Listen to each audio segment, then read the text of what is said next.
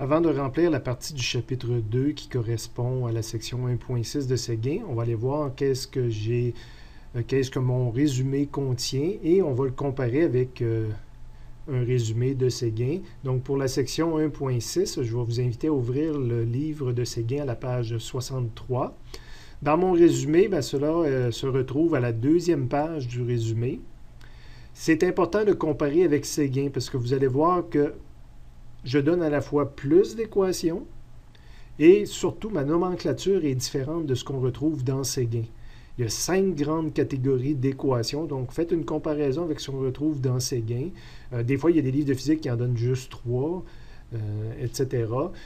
Ici, pour moi, c'est la même équation, c'est rien que le x initial, quand je le fais passer de ce côté-là du égal, ça devient x final moins x initial, ça devient delta x. C'est pour ça, il y a 2 équations ici, mais pour moi, c'est la même.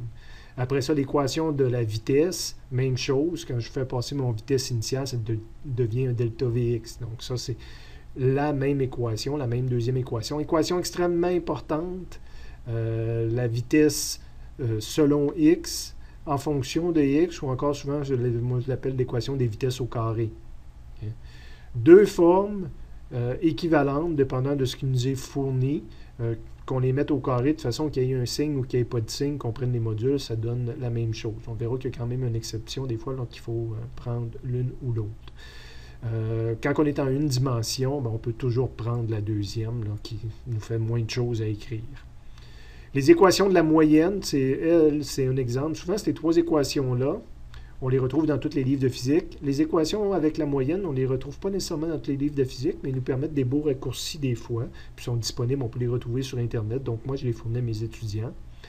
Et la 5e équation, c'est une équation réécrite autrement pour essayer de trouver la position finale, si on veut, au lieu de la position finale en fonction de la vitesse finale, au lieu de la position finale en fonction de la vitesse initiale. Fait que si jamais c'est la vitesse finale qui nous est fournie, puis que la vitesse initiale n'est pas fournie, on peut utiliser cette 5e équation-là. Donc, c'est important là, de voir la différence avec Séguin. Quand vous allez me donner des réponses en examen ou des démarches complètes, il faut travailler avec ma forme à moi des équations et non celle de Séguin.